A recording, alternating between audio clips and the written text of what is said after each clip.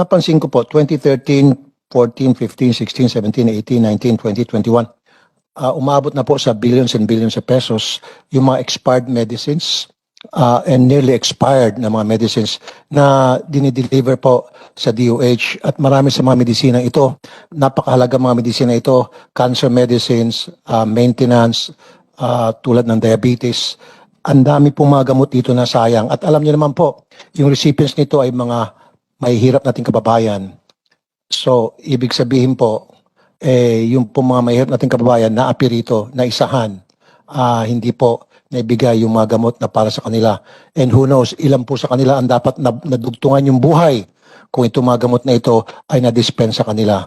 Pero dahil po sa kapabayaan ng mga ilan sa inyo dyan sa DOH, time and time again, proven na talaga may mga kapabayaan, may mga sorry mama, may mga inutil, kaya siguro ilan sa kanila, senior citizens, mga mahirap, namatay dahil sa kakulangan ng medisina. Can you give me a reaction on that, Madam?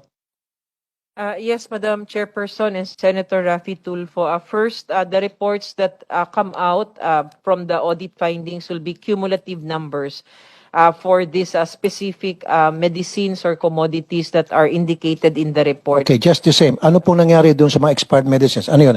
Binalik ba doon sa supplier para i-refund tayo yung pera na siyempre, ayaw ko naman masayang yon, hindi nagamit yung mga medicine, nearly expired nung i-deliver.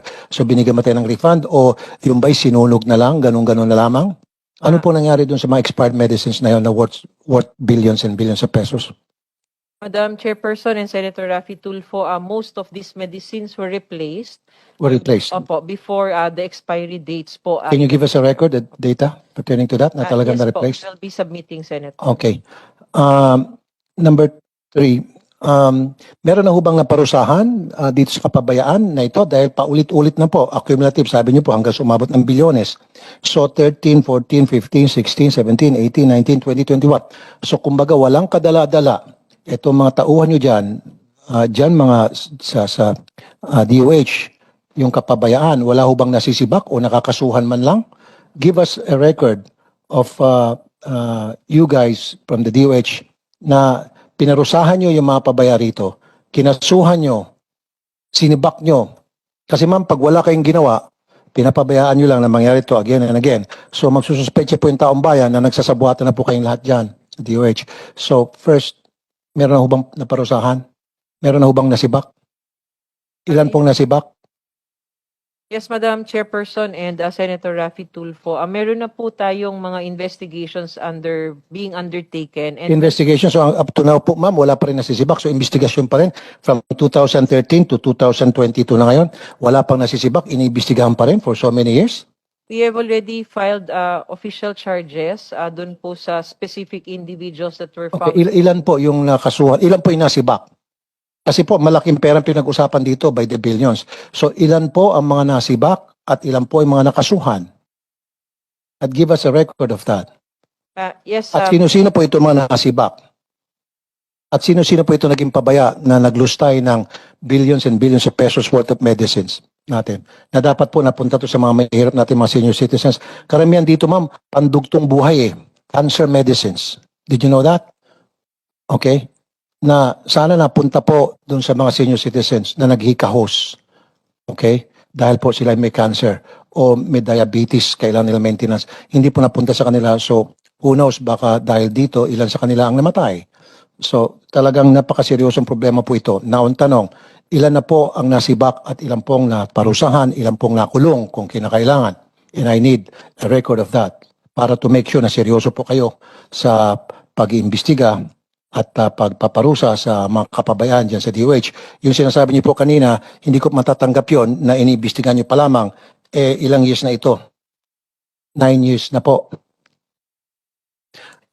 Sana nandito po si Secretary, yung ex-Secretary Duque para siya mag-isa ko. Kawawa naman po si Dr. Berheri na wala siyang kinalaman dito kung tutusin, bago ka lang. Pero dapat ma'am, pwede niyo pong tanong yung mga kasama niyo, mag-imbestiga po kayo. Yung sinasabi po ni ex-Secretary Duque kay Senator Pia Cayetano na na-replace. So, ano pong guarantee namin na talaga na-replace? One, we need a record of that, na na-replace po talaga yung mga medicines na expire So lahat po dapat ilagay po natin in writing o documented, hindi po yung puro salita lang kasi madali po magbitaw ng salita para lamang makaiwas sa kaso. So again, ang tanong ko po, sige, kapabayaan dahil na sa transportation, kung gugustuhin po talaga, kung slow transportation, saka COVID pa na nabanggit kay Senator Pia Cayetano, ni Secretary Duque noon, paano yung mga years na hindi naman COVID? So dapat hindi na ho tayo nagkaroon ng problema doon sa pag-expire ng mga gamot. And then number 2, kung transportation pong problema, then dapat po nagawa ng paraan yan. Sa first year pa lamang na nagkaroon ng expiration ng mga gamot because of the slow moving sa pagta-transport, dapat sa second, third, fourth, fifth, hindi na po nangyari yan. And then ito po talaga para sa akin, dapat po may nakasuhan dito. So gusto ko po sana sa next hearing, kung maaari, Madam Chair, magbigay po kayo ng listahan sa amin kung meron po na parusahan at ano pong parusa ibinigay sa kanila at pangalan ng mga tao. Kasi ma'am, madaling mag-imbento na meron po kami pinarusahan, 10 Poncio Pilato at 10 Maria. I want a list of names of those people. Pwede, madam? Para to show the taong bayan, especially the poor, na sila pong recipient na gamot nito, na may nanagot sa kapabayaan, na ito ay gamot na para sa mga hirap, hindi po inalagaan. At pinabayaan lamang hanggang sa mag-expire.